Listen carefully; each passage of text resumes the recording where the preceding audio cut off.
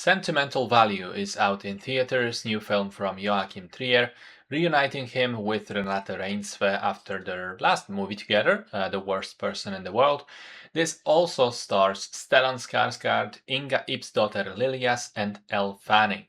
9 Oscar nominations: Best Picture, Best International Picture representing Norway, Best Director, Original Screenplay, Editing, Leading Actress for Reinsve, Supporting Actor for Skarsgård, and Supporting Actress for both Fanning and Liljas. The film is a family drama. Nora Borg is an Oslo-based theater actress coming from a broken home. Her and her sister's father, a famous movie director, Gustav Borg, left them years ago, divorcing their mom. Now he shows up at the mother's funeral, attempts to reconnect, and specifically approaches Nora saying, "I have a script for a new movie and I wrote it for you. I want you to lead the film."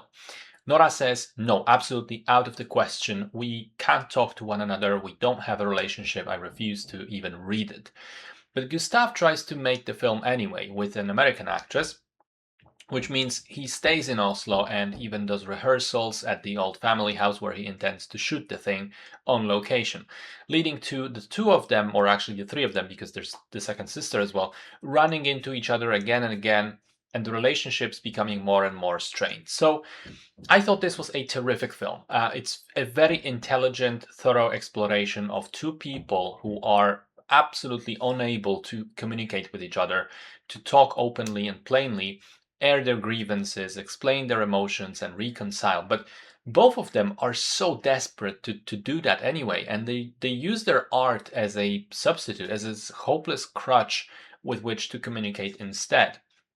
Nora is working on a new stage play and clearly wants her father to see it, wants to win his approval that way, to prove her worth and sort of try to get her father back on the field of art and acting instead of family and home.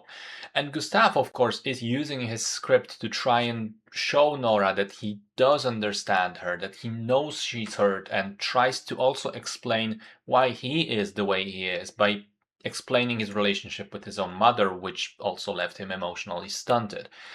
I think it's remarkably elegant how these two people are consistently escaping into avoidance and ignoring each other's real lives, while at the same time being so desperately starved of each other's presence. I think performance-wise, this is a tour de force, a real tour de force. Both Reinsve and Skarsgård are phenomenal and able to communicate such a wealth of emotions and thoughts with just their faces. Fanning is good, but she's in the film surprisingly little given the marketing, and I'm also a bit surprised that she got a nomination. On the other hand, I was pleasantly surprised by Liljas, who plays the sister.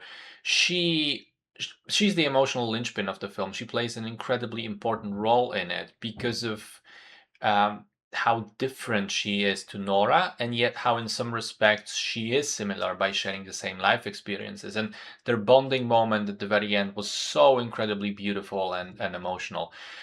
I love the way the movie looks. It does tend to put the performances first and let the actors shine. The faces are very much on the forefront. It's an acting driven film, I think. I like the use of flashbacks and voiceover narration to provide us some context for the family history. I loved using the house as this central piece of the story, almost a character in its own right. And apparently, that is how the script started, with the idea of the house and then sort of building out the story from there. It's great how it becomes a symbol of the baggage, of the shared baggage that cannot be resolved, but also which the characters struggle to let go of. I think it's very deliberate that at the end they are finally able to come to some sort of understanding only once the house is finally sold and remodeled. The past goes into the past and they can start mending fences. And this too, by the way, is remarkably real and raw, because even in the closing shots of the film, you can see from the body language and the silence that it's not like they've magically repaired everything now. It's still awkward and difficult, but at least it's some kind of a step in the right direction. That's healing.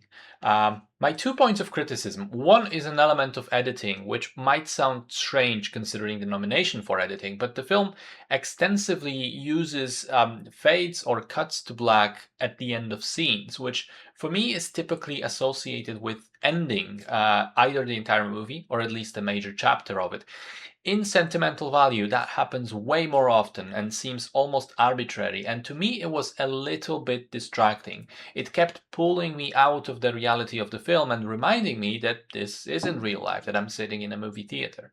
Second issue, there's one single shot in the film of the characters' faces transforming into one another as the light source keeps moving around them, morphing faces of family members, which it is a beautiful shot, okay, but one, it is very unsubtle and I think doesn't tell you anything you wouldn't otherwise understand from the story. And two, more importantly, it feels completely disconnected from the story itself. It's not a shot that happens within it.